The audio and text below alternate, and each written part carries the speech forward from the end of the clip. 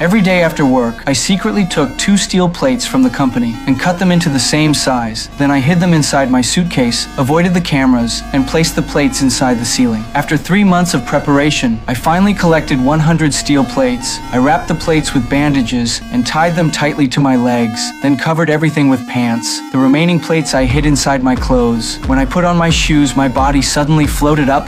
I quickly got dressed and restored everything to normal. Then I started running across the ceiling. When I opened the door, I almost fell because the gravity of the upper world and lower world were opposite. People from the 2 worlds were forbidden to contact each other. I took great risks stealing those plates just to take the elevator into the boundary office, hoping to find my first love, Annie. I soon found her and greeted her right away, but Annie said she didn't know me. Someone beside her explained she had lost her memory in an accident. I realized I had to find a way to make her remember me. At that time, Annie's project ran into trouble, so I showed her my anti-aging cream invention, a formula that mixed materials from both worlds. It could make objects defy gravity. While the cream was taking effect, I tried to restore Annie's childhood memories, but it didn't work. Then the steel plates on my legs started heating up from the antimatter reaction. I excused myself to the restroom and used tap water to cool my body. Suddenly someone entered, so I pretended nothing happened. But when I tried to pee, I saw my urine flowing upward toward the ceiling. It hit the smoke detector, so I had to take the elevator back to the lower world. Even though I was badly burned, I didn't give up on finding my girlfriend. When I was planning my next move, my boss sent me a report ordering me to hand over the anti-aging cream formula for mass production. To pressure everyone, the company decided to fire 50% of employees.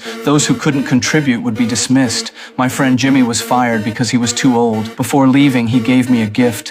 When I lifted the box above my head, I found a security pass inside. That would be very useful. Then Annie suddenly called. I apologized for leaving without saying goodbye and invited her to lunch. So I used the same method to enter the upper world again and passed security with Jimmy's card. The buildings here were magnificent. Resources from the lower world were sent up through trade elevators.